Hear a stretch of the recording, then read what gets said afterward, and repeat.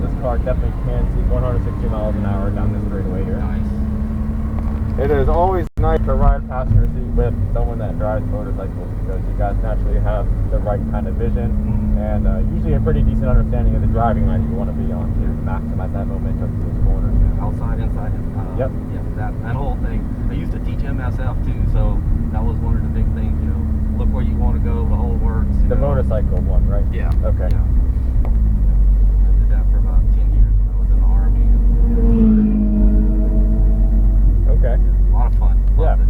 Loved it. So the cones should all be pretty much familiar for you then, because they're all displayed on that driving line. So you lift off the gas at the yellow. I'll do this hand signal for you. Lift off the gas at the yellow. Red cones brake. Close this for braking. You can see me start panicking over here doing all that. Don't be afraid to really get on the brakes hard. Okay. These cars don't really get squirrely when you're braking in a straight line. Okay. It's just going to dip that nose down. Gotcha. It's going to stop. The arrow changes down the straightaway on this car too. Okay. It's got DRS, so less drag in the straight. Okay. Once you get on the brakes, the arrow changes again. You got a big wing that comes up, and it's kind of like you're pulling a parachute under the brakes, so it's going to really stop this car. Definitely going to feel it then. Oh yeah. Yeah, that's probably one of the most impressive things about this car is how fast it can stop. Orange cone's a turn-in point, green cone's at the apex, so treat the cones like connect dots, you're on the right driving line. Okay. If we got a slower guy in front of us, we're going to hang back a few car lengths. I'll just let you know when to pass, what side to pass them on. I've got the mirrors adjusted for me, so if we got a faster guy behind us, I'll walk you through what to do so I can get them by on the other side. There may be times that I have to guide you with the wheel, especially during passing. Just don't let go of the wheel whenever I need to help guide you with it. Just relax on it. Yeah, kind of, yeah. Okay.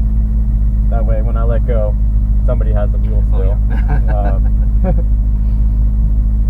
Yeah, I was telling them I did the Suzuki does a 2-up ride at some of the tracks they run here in the U.S. Okay. And basically they take a 1000cc super sport bike, convert it to a race bike, and then put the passenger seat back on. Oh. And then they throw you on it and go around, kind of like a ride along with this, except you're on the bike. And it still has like the right kind of balance for Everything. The bike you're on, other than the passenger seat and the extra handles they put on the tank, is the exact thing they race. Really? Yeah. Okay. And it's a professional rider. He takes you around, and I mean he's probably 70-80% going around the track, but can you actually get that lean with the second person on it? Oh yeah. He's probably about that close to getting me down and everything. So that sounds much more terrifying than this. Much. Well, when I got off of it, I looked at him. I said, I found a whole new respect for my passengers after doing that, because that scared the living hell out of me. Everything's much faster feeling from the passenger seat. Well, again, it's different too, that you're not in control. It's a whole different sensation when you're trying to do what they're doing and everything. And yeah.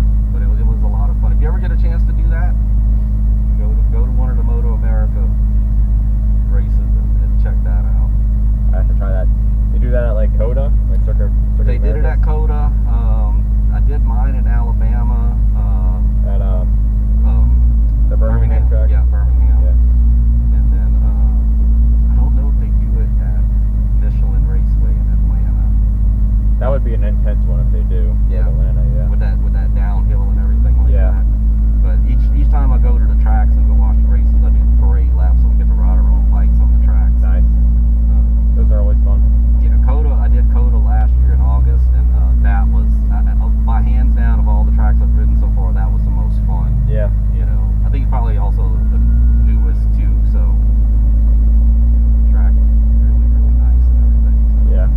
I've had the opportunity to take these cars out at COTA, and these cars are a lot of fun too there. Coming up that front straightaway and going on the hill. Yeah. Oh man. You never really realize how big it is until you're there and you see how wide that track is, and carrying that momentum through. We'll keep on rolling out here. As we're rolling out onto the track, we're going to build up a nice big gap to that 488 in front of us. And we'll stay to the left side of the road all the way down to the orange cone down there.